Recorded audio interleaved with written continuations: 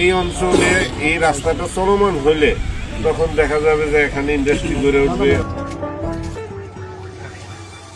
28 March 2026 Gazipur মহানগরের বিভিন্ন উন্নয়ন প্রকল্প সরেজমিনের প্রদর্শনে দিনব্যাপী ব্যস্ত সময় পার করেন গাজীপুর সিটি কর্পোরেশনের প্রশাসক শওকত হোসেন সরকার। পোড়াবাড়ি মাস্টারবাড়ি থেকে কাউলতিয়া বাজার হয়ে শাকাশর ব্রিজ পর্যন্ত সংযোগ সড়কের 5.6 কিলোমিটার দীর্ঘ প্রশস্তকরণ কাজ পরিদর্শন করেন প্রশাসক। এ সময় জানা যায়, পশ্চিম প্রান্তের শেষ অংশে প্রায় অর্ধ কিলোমিটার এলাকা এখনও রাস্তাবিহীন জলাভূমি।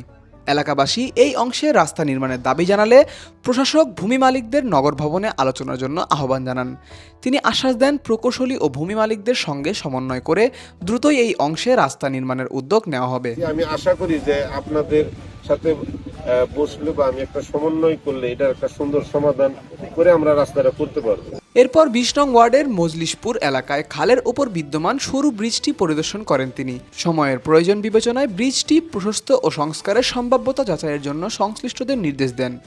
জয়দেবপুর শ্মশান ব্রিজ এলাকায় চিলাই খালের পাশে 4 ফুট ফুটপাত সহ 20 ফুট প্রশস্ত রাস্তা নির্মাণ কাজও পরিদর্শন করেন প্রশাসক। ক্ষতিগ্রস্ত জমির মালিকদের সঙ্গে কথা বলে তিনি জানান, সরকারি বিধান না থাকলেও সিটি কর্পোরেশনের পক্ষ থেকে যথাসাধ্য সহায়তা দেওয়া হবে। 29 নং ওয়ার্ডের কলের বাজার ধীরাশ্রম সংযোগ সড়ক সহ বিভিন্ন এলাকায় কার্পেটিং কাজ পরিদর্শন করেন তিনি। এ সময় ক্ষতিগ্রস্ত বাড়ি ও জমির মালিকদের অভিযোগ শুনে আলোচনার মাধ্যমে সমাধানের আশ্বাস দেন।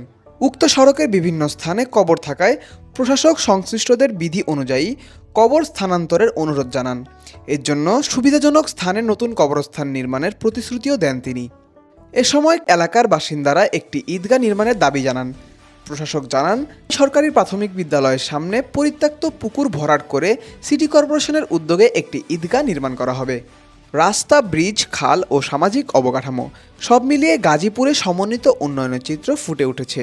এখন নগরবাসীর প্রত্যাশা, এই উদ্যোগগুলো দ্রুত বাস্তবায়নের মাধ্যমে বদলে যাবে তাদের দৈনন্দিন জীবনযাত্রা।